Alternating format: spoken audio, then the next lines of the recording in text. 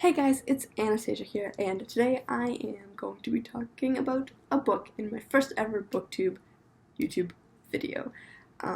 So I'm really excited for this. I've been thinking a really long time about how I'm going to make this video, and I've decided not to edit and not to script this video, but just to have some loose structure to this video. So it still feels like a conversation, but I'm still getting this video efficient and relatively short, because it'd be kind of bad if it wasn't. So yeah, if you don't know much about me, my name is Anastasia. I am 20 years old and I love books, but I don't have many people in my life who like to talk about the books I like to talk about. So instead, I made this YouTube video. And the first book I'm talking about in this YouTube video is Pride and Prejudice by Jane Austen. The reason I'm talking about this book in particular for my first ever video is for two reasons. One, if you find this video sometime in the future and decide for some reason to click on it, then you can still read this book, and you're probably gonna connect to it in some sort of way, despite you being 20 years in the future or a year in the future from when this video is made. And two, I think anyone of any age can read this book and enjoy this book. Obviously, it depends on the genre you like and how much you like to read and if classics are your thing, but I think even some young readers can probably still enjoy this book as much as some older readers.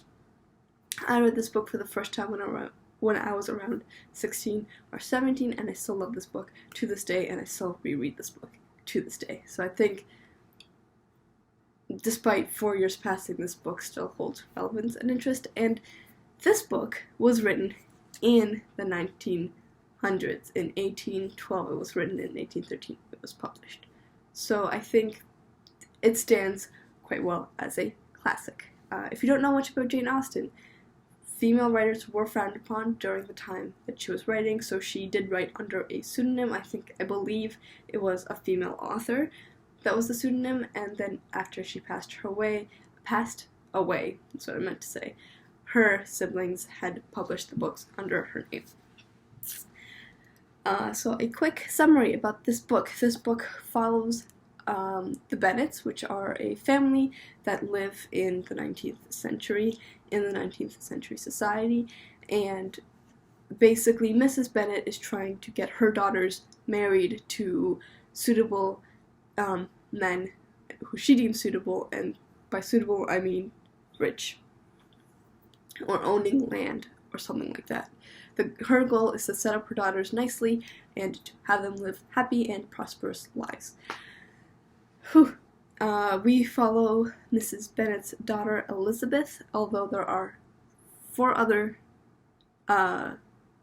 daughters involved, but we don't follow their perspectives, although they are important, and those 4 are Jane, who is the oldest, Elizabeth is the second oldest, and then we have Lydia, Kitty, and Mary, and they're the youngest out of the bunch.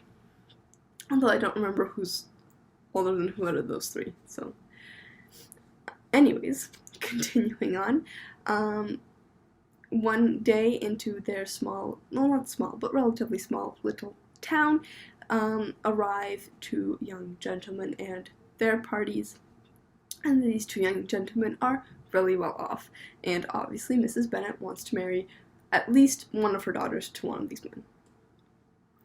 This is a romance book, although it's not your typical romance. It's not girl falls in love with guy, miscommunication, and then they come back together to reconciliation. There is pride and prejudice involved in the relationships between some of these characters, and I think some rightfully so, some obviously not, and these characters do grow and develop, and I think these characters do have a lot of depth to them, which I love. I would give this book a 5 out of 5 stars. If you're curious about a numerical value, 5 out of 5 stars for this book is what I would give it, because I just love this book so much. I never thought I would actually enjoy this book as much as I have, and this book is I think it's a good read. The first time I read it, I didn't quite finish it because I was also watching a mini-series that was based off of this book, and I finished the mini-series before I finished the book, and I was like, I don't need to finish the book. And then the second time, I actually reread through it fully, still love it, and then I read it a couple more times after that, so hence my love for it. If you guys want to know some pros and cons about this book without any spoilers, I'll get to spoilers a little bit later, but without any spoilers, pros and cons of this book. Again, as mentioned before, I really love the depth of the characters. I think each character has a nice motivation. I think each character is a part of this world, and they feel realistic to this world. Because obviously I don't live in the 19th century, I wouldn't know if this is realistic, but they feel real specifically to this world. It feels like the societal rules that govern this world do apply to everyone. In their own ways, but they still do apply, and I think that's great to read. I honestly love every single character. Not love in the sense that I think they're all good, but love in the sense that I love the way they affect the story and the characters. My favorite character is Elizabeth Bennet. Shocking, I know. She's the main character. She's supposed to be the relatable one. But it's really nice reading it as a modern audience because Elizabeth wouldn't have been the ideal woman of that time. She talks back, she doesn't want to follow all the societal rules that are in place for her. She'll do things like walk through the mud to get to her sister who's sick in a different house, despite when she arrives there being sneered at.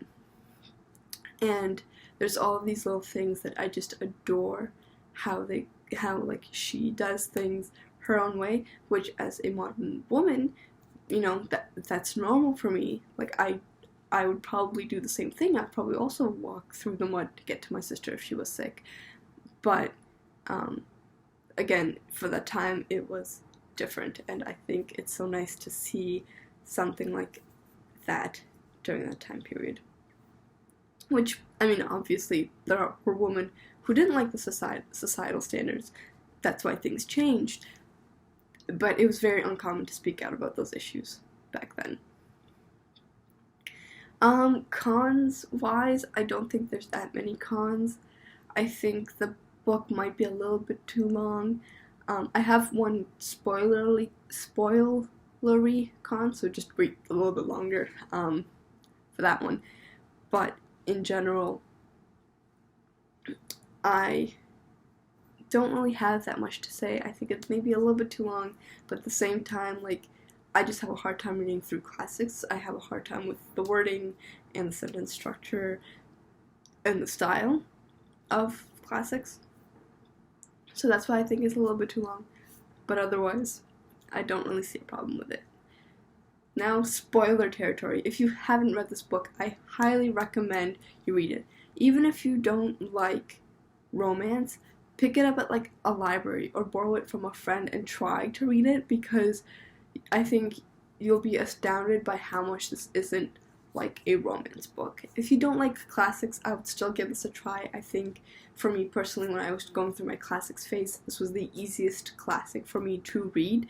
So if you don't like classics, try and read this one. Again, pick it up from the library or borrow it from a friend and just see. And if it's not your thing, come back to this video, come back to the spoilery section, and hear just my thoughts.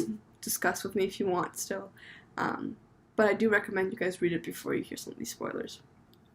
Okay, spoilers. I love the dynamic between Elizabeth and Mr. Darcy. I love how at first they judge each other and they have this animosity just because they're not in the same world, and I love how slowly this romance builds up. I love their dynamic. I like how they can poke fun at each other, but they play it off like a fun time, they're enjoying these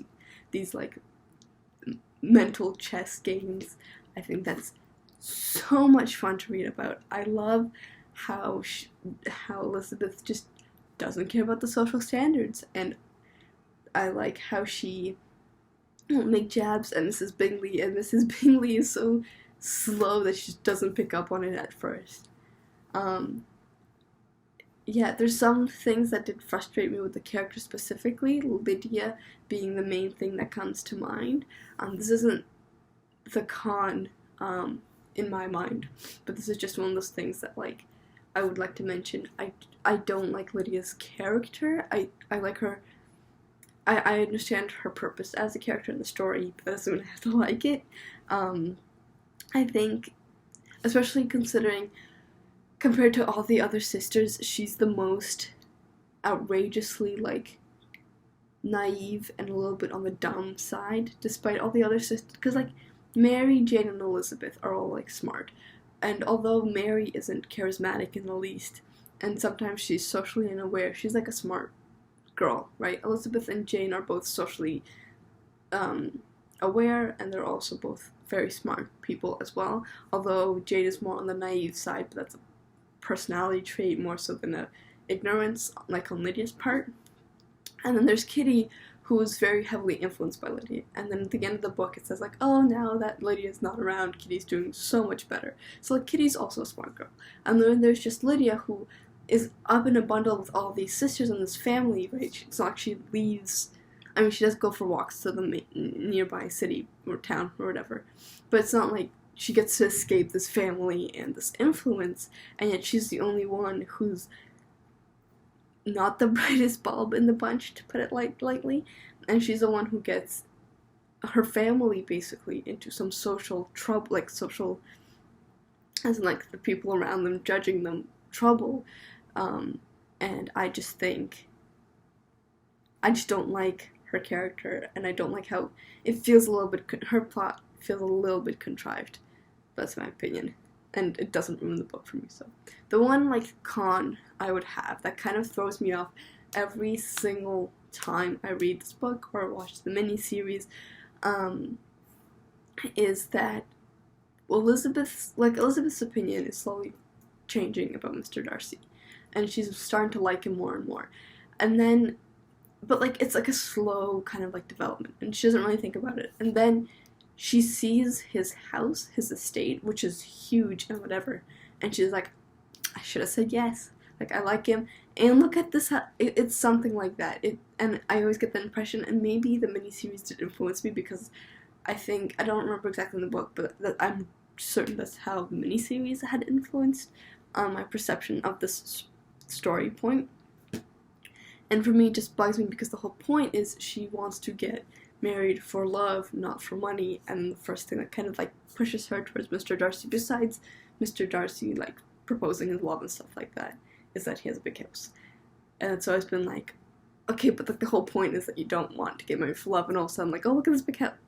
Like, that's, and maybe in the book it's different, but I just remember that being the influence from the miniseries, and I don't remember exactly how that was written in the book. So that is my opinion on the book. Spoilers and no spoilers, and just in general. But I do like this book, and if you guys want to talk to me about this book, about something else, have any questions for me, leave them all down in the comments below. I would love to talk to you guys about this, and I'll see you all next time. Bye!